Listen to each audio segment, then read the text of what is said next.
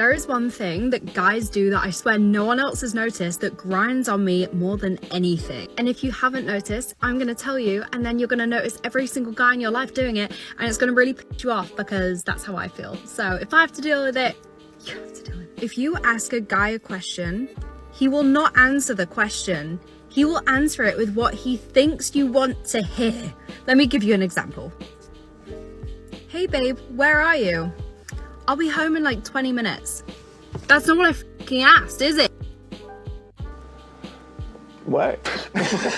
And what we have here is what I like to call the modern woman's inexplicable contempt for efficiency. When a man hears "where are you at," he instinctively knows that you're incapable of being direct with your questions. There are obvious exceptions to this rule, but 8 times out of 10, self-respecting men know that you don't care where they are or what they're doing. They want to know how long it's going to take for him to give you whatever attention that you desire. So they're going into warehouse wholesaler mode by cutting out the middleman and passing the time savings directly onto you. And what do you do with those time savings? Well, of course, you waste them by getting frustrated to the point where you feel like you need to complain about it on TikTok instead of doing something productive, thus proving you have zero respect for the concept of time. And before you say it, this is different to mansplaining. This is like a smaller version more consistently. It's, what time does that event start tomorrow?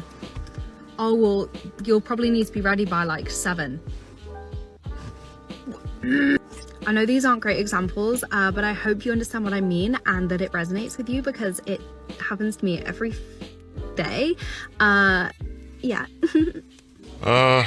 I don't think any of that's true. Be serious for a second, woman. The only reason why you're upset is because if you weren't annoyed with this man, then you'd have no drama in your life. And if there's 2 things you're addicted to in this meaningless life of yours, it's needless drama and the desire to feed your hopeless addiction to be self-absorbed. Men want drama the same way they want to be stuck in the middle of a chainsaw bank robbery. It's too much of a hassle, it's stressful, and incredibly loud. So they have to tread carefully when answering your questions while still having respect for your time.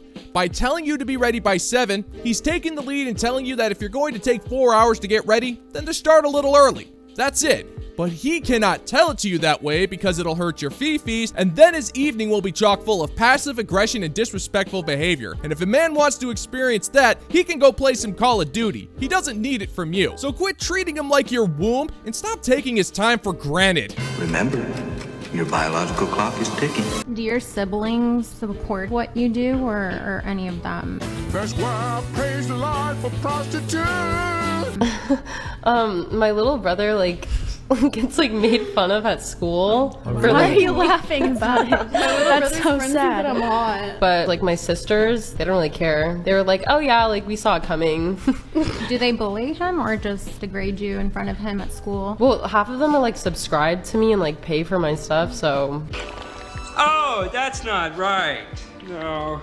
You know, I sincerely doubt I'm gonna be able to make this a thing, but I've been thinking instead of calling these women spicy content creators, we should just call them ostriches. I mean, why not? They bury their heads so deep that they'll strike a septic tank. When these broads sell their souls to the altar known as Only Freaks, they have no idea that they're not only destroying their lives, they've also made a tactical napalm strike that completely decimates the entire world around them. Thanks to her irresponsible actions, she forced her brother into a life of solitude. He no longer has an identity. To the only world he's ever known, he is now the brother of a chick who sells her body on the internet. Nothing more. His friends pay for her content, and those who don't relentlessly taunt him. Nobody's going to be friends with him, and nobody is going to respect him, and he has done nothing wrong. But you focus more on your sister's apathy and laugh at your brother's torture, and that's pretty disgusting. Do you care that it affects him basically for the rest of his life, his childhood? I don't think he cries about it. It's not that deep. Have you talked to him about this before?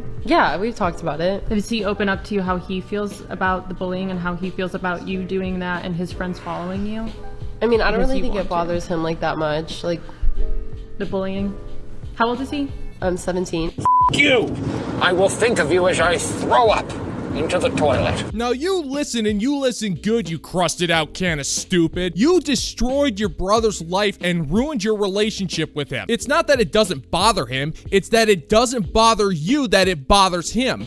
Males live their lives on hard mode. It's just a painful fact that we all accept at one point or another, and because of what you do for a living, you increase the difficulty to European extreme against his own will. It's possible to survive the vast hellscape known as high school if you have a good group of friends and keep your head down in front of the football team, but you recklessly stole all of that from him so you could have an easy payday. That's an incredibly selfish thing to do, and one day, when the money dries up and you're all alone and you can't find work, you're going to try to reach out to him for support. And on that day, mark my words, he will hang up that phone on you, and then maybe you'll know what it feels like to be alone the same way he did back when he was 17. And then we'll see who's laughing then, you stupid ostrich. That's why I say prostitutes, prostitutes. Tally ho, one and all. This is a test of the emergency YouTube copyright protection system. If this were an actual emergency, you would have to dance the hoodly-hoo, which in order to prepare would involve you to contort your body and eat an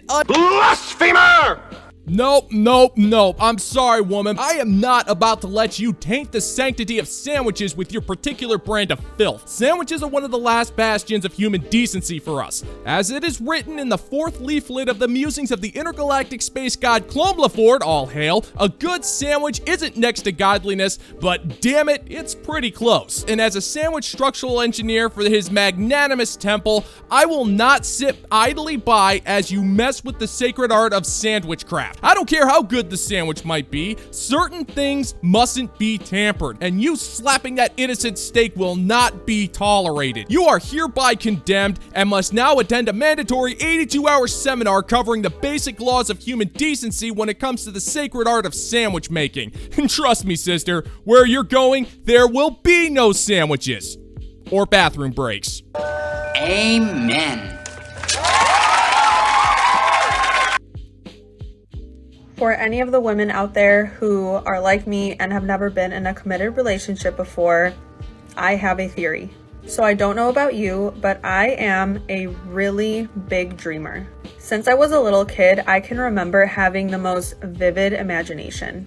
Like sometimes even at work, I'll just doze off because I daydream so much and I can just create this entire world in my brain that obviously doesn't exist yet, but I know it's going to happen. And I guess you can call it manifesting. Honestly, I'm not really a fan of manifesting, and that's a whole other video. But my point is that I have such a clear vision of what I want my relationship, or I guess relationships, if some don't work out, to look like. That if I meet someone that doesn't necessarily fit the mold of what I'm imagining that relationship to be, then I don't really give it the time of day. Now, some might say that that's me being picky or me having too high of standards, but I honestly do not care anymore how high my standards might be. And I want a toilet made out of solid gold, but it's just not in the cards now, is it? Well, no kidding. I happen to have a vivid imagination myself. In my line of work, there's an awful lot of sitting in a cockpit and not much else to do. So you have to have one of those to help fight against space madness. I once imagined myself living in a world where I was best friends with Thomas Ian Griffith, and he told me all about his adventures with Ralph Macchio and Pat Morita as they traveled the Amazon in search of the golden essence of the Aztec saints, followed by him signing my DVD copy of Cracker Jack, and then we ate some Thai food. But that's just in my imagination. It's fun, but I know it's not real. You, on the other hand, use your vivid imagination to conjure up a man that doesn't exist in order to cope with living a life of crippling loneliness. And you've grown so addicted to this molded security blanket that entertaining the idea of dating an average man is so insulting and terrifying that you would rather imagine something better instead of dealing with reality itself. Because I'm honestly at a point in my life where I am so, I guess, fulfilled, and I am so at peace with myself and who I am that there's no point to let a man in just for the sake of saying that I'm in a relationship.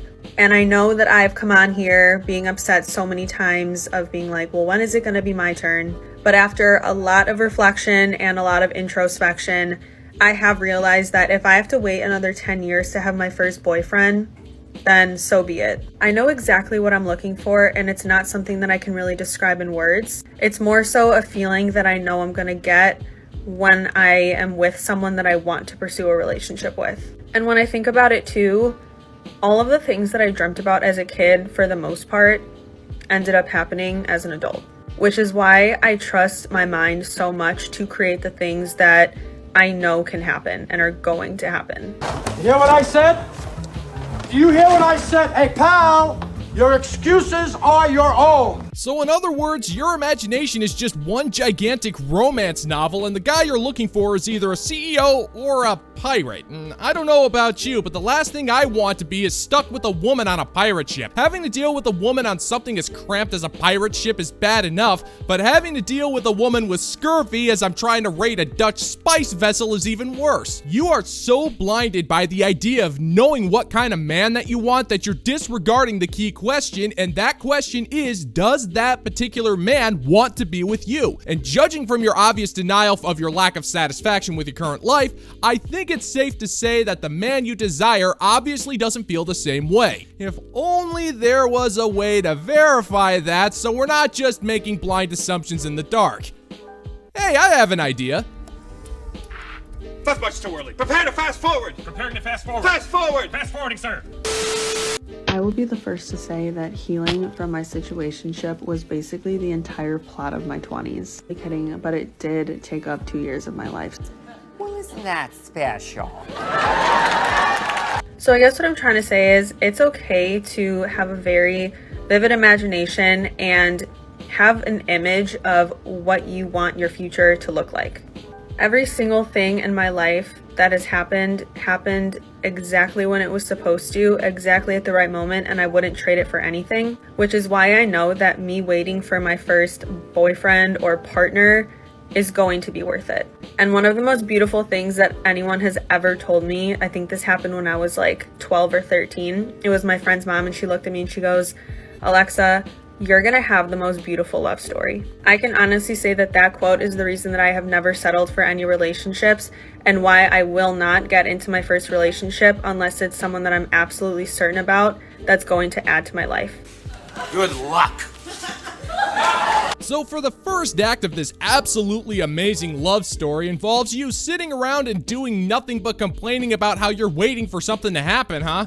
I don't know about you, but that sounds like a pretty dull opening to any story if you ask me. But then again, judging from the subject material, I guess you just gotta go with what you know. You said it yourself, you're waiting for the man of your dreams just to show up and make your life better. But I hate to break it to you, sister, but that man is looking for the same thing. And you've admitted that you spent 2 years of your life pretending to get over a situationship with Ty Walker, Texas Ranger, which is a clear indicator that you have massive trust issues and men don't want to deal with that. You set yourself up for failure, so now you make videos to try to convince yourself that everything is fine and you're perfectly content with the life you're wasting. Maybe you should spend less time imagining an impossibly idealized man and spend more time imagining schematics for the cat toys you're gonna need. It'll probably be a better use of your time.